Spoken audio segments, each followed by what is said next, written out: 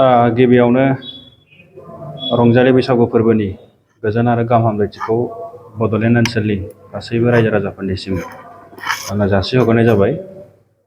गोलाव सम दुलाराय बर' फरायसा आफाद बायदि माहारियारि आफादाव खामानि मावनानै थांनाय 12 बोसोराव गोबां बेबायदि समाजनि माहारिनि जेंना जेंसिफोर बा एजेन्डा बायदिफोरजों लोब्बा लाखिनानै दिनै सोरखिबोबाय आरो खुब गोसो खुसियै दुलाराय बर' फरायसा आफादनिफ्राय आङो बिदाय लाखांनायनि उनाव आथिखाल बड'लेण्ड ओनसोलखौ थांनाय सिगां समनिफ्राय आथिखालनि जे थासारि बेजों रुजुनानै नायोब्ला राजनिति बिथिं गुबुन गुबुन बिथिं बा मोनफ्रोमबो बिथिङावनो गोबां सोलायनायखौ नुनो मोनदों आरो आथिखालनि UPPL राजखान्थि हान्जानि आफादगिरि आरो बड'लेण्ड हायुङारि गौथुम सरकारनि मानगोनां आफादगिरि प्रमद बर' सारनि दैदेननायाव दिनै समग्र ओनसोलाव गोजोन थासारि फैनाय लोगो लोगो बेवहाय जौगानाय दावगानाय फारफ्रोमबो बिथिङाव माने आवगायनायखौ जोङो बयबो नुनो मोनदों। दा बेखायनो आंबो दुलाराय बर' फरायसा आफादनिफ्राय जिहेथु बारग'खांनायखाय बा आरोबाव राजनिति बिथिङै बे बिथिङावनो खामानि मावनो हायो नामा बेबायदि गोदान साननाय गोदान मिजिंजों दिनै जोंनि 30 नं सानजा क'क्राझार LAC नि मानगोनां MLA लरेन्स इस्लारि सारनि नुजाथिनायाव बिथांनि अननायाव UPPL हान्जायावहाय जयेन जाफैदों। दा बे जयेन जाखांनायनि उनाव आङो आंनि साइडनिफ्राय गोलाव सम बेबायदि खामानि मावनायनि उनाव जे मोनसे मोन्दांथि आरो जोंनि राजनिति थासारिखौ नायनानै आङो मोनसे बाथ्राखौ बुंनो लुबैदों जे जोङो BSc खौ दोनथ'नानै BTC निफ्राय लायोब्ला दासिमाव जोङो फ्राय 20-22 बोसोर जाबाय।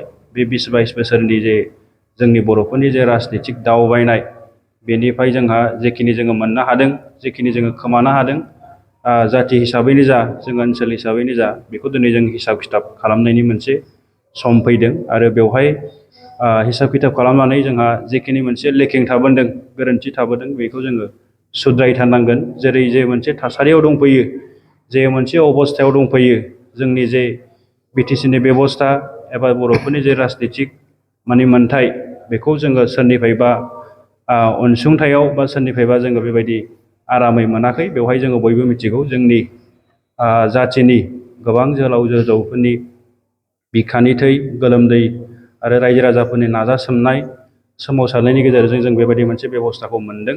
दा जोङो जे थासारिखौ नुदों जे जोंनि गेजेराव गावस्रा गुस्रा जानायनि थाखाय एबा मोननै मोनथाम बेबायदि दोलो जानायनि थाखाय दिनै सोरबा थार्ड पार्टि फर्थ पार्टि बेबायदि नैथि थामथि गोहोआ बे जोंनि जे BTC नि जे गोहो बेखौहाय बिथांमोनहा सेख'नायनि बा बेखौ नोजोर होनायाव जोङो नुनो मोनबाय थादों। बेबायदि समाव बेबायदि थासारियाव जोंबायदि लाइमोन जायफोरा दिनैहाय एसेबाबो साननो हानाय बुजिनो हानाय जाबाय जोङो बयबो साखाफारा जानांगोन आरो बयबो ओंखारबोनांगोन। बेनो मोनसे राइट टाइम, बेनो मोनसे थि सम। जोङो खौसेनि थाखाय बयबो नाजानाय बियो थानांगोन आरो बेबायदि जानो हायाब्लाबो मथ'दि गोहोआवनो बा जोंनि राजनितिक ओनसोलारि राजनितिकनि पार्टिनि गेजेरावनो जाहाथे जोंखौ खुंनायनि जे मोन्थाय एबा जोंखौ सामलायनायनि जे मोन्थाय बे जिनिसा थायो।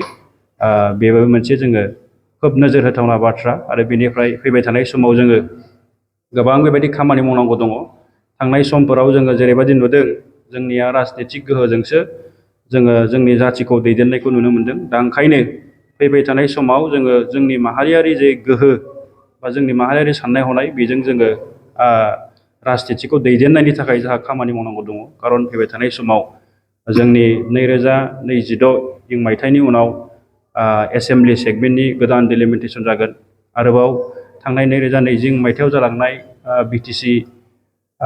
BTR जे गोजोन गोरोबथा बेनि मोनसे क्लज बादियै आथिखालनि BTC नि जे BTC LA जेखिनि माने सेगमेन्ट दङ बियो बारायनानै बा मोनसे गोदान बेबायदि मोनसे डिलिमिटेसन जागोन। दा बैबायदि खामानिफोरखौ जोंनि ओनसोलारि बा ओनसोलारि सेन्टिमेन्टजों जोनोम जानाय जों दोलोफोरा बेवहाय खुंथाय थायाब्ला बेखौ जोङो बबेहायबा थानानै सोरबा माने गोजौनि खामान गोनां हाइ खामान गोनां बेबायदिफोराव जोङो थानानै बेजोंनो जों मावनो हागोन सानोब्ला बे जोंनि थाखाय बेसेबांबा गेदेर गोरोन्थि जागोन। दा ओंखायनो जोङो बेफोरबायदि गासैबो जिनिसखौ नायनानै इयुननि जे नोजोरखौ नायनानै दिनै ओनसोलारि जे दोलो बेखौ गोख्रों खालामनांगौ आरो बेनि गेजेरावनो जोंनि जे खुंथाय एबा राजनिथिक गोहोखौ दोननांगौ बेखिखौ आङो दिनैनि समाव खावलायहरदों। आथिखालनि जे प्रमद बर' सार दैदेननाय जोंनि UPPL राजखान्थि दोलो अर्थात बड'लेण्ड हायुङारि गौथुम सरकारा थांनाय नैबे 4 खावसे बोसोराव गुबुन गुबुन बिथिङाव बा मोनफ्रोमबो बिथिङावनो जोङो हागौमानि नाजानानै बेवहाय प्रेक्टिकेलि खामानि मावनायखौ नुनो मोनदों। बेनि गेजेराव लाइमोनफोरनि थाखायबो एबा फरायसा फरायसुलिफोरखौ लानानैबो दिनै खोब बेबायदि सिरियासखौ नुदों, जायनि थाखाय दिनै मोनसेनि उनाव मोनसे बेबायदि मोनसे मिशन आरो भिजनजों जोङो खामानि मावबाय थानायखौ जोङो नुनो मोनदों। जों मिथिनायाव बड'लेण्ड ओनसोलाव थानाय जेसेबां मानि गुदि फरायसालि, गेजेर फरायसालि आप टु गोजौसिन फरायसालिसिमनि जाय फरायसालिफ्रा थांनाय 30-40 बोसोर सिगाङाव गायसनजानायमोन, बेवहाय खुनु माने रिपेयारिंनि खामानि बा फोसाबनायनि खामानिया जायाखैमोन।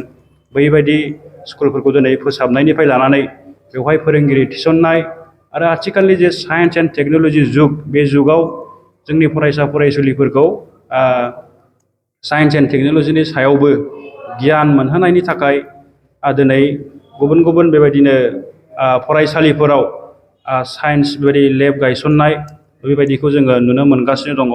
आरो निस्सय जे सरकारा आरोबाव दंबावो 4-5 मास, बेखिनि समाव जोंनि नैबे बड'लेण्ड ओनसोलाव थानाय जे लाइमोन सेंग्रा सिख्लाफोर जायफ्रा क्वालिफाइड, बिसोरनि थाखायबो सरकारि साख्रियाव थिसननायनि जे प्रक्रिया बियो सोलिबाय थानायखौ जोङो नुनो मोनदों। दा बेखायनो सिगां समनिख्रुइ रुजुनानै नायोब्ला आथिखालनि जे सरकार, सोलिबाय थानाय सरकार, बेबायदि फरायसा एबा लाइमोनफोरनि थाखाय गोबां खामानि मावनायखौ जोङो नुनो मोनदों। फैबाय थानाय समावबो जोङो आरोबाव बेनिफ्राय साबसिन हामसिन थांखिजों नोजोरजों खामानि मावनो हागोन बा खामानि मावगोन, बेखौ जों आसा खालामनो हायो।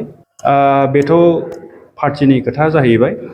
दा जायखिजाया माने जायखिजाया संगठनावनो जा बा बेबायदि आफादावनो जा बिबाना गिदिर बाथ्रा नङा।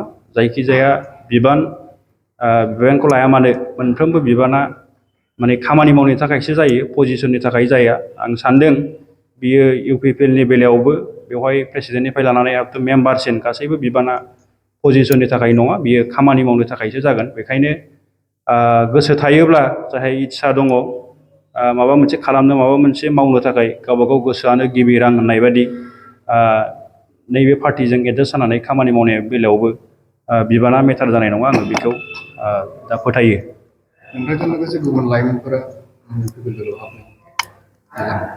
दासिमथ' गोबां माने लाइमोनफोर जायफोरा दिनै ग्रेजुवेसन जाबाय बा फरायनाय बिथिंनिफ्राय एसे थाथ'बाय, बेबायदि लाइमोन सेंग्रा सिख्लाफोर ओनसोलनि आरो गुबुन गुबुन ओनसोलनि लाइमोन सेंग्रा सिख्लाफोरा दिनै राजनितिकआव बा नैबे UPPL हान्जायावहाय, पार्टियावहाय फैनो थाखाय बिथांमोना जोबोद आग्रह जानायखौ फोरमायबाय थादों। जोङो निस्सय फैबाय थानाय समाव बिथांमोनखौ पार्टियाव लाबोनानै खामानि मावनायनि मोनसे स्कप एबा स्पेसखौ जोङो होनो थाखाय नाजागोन।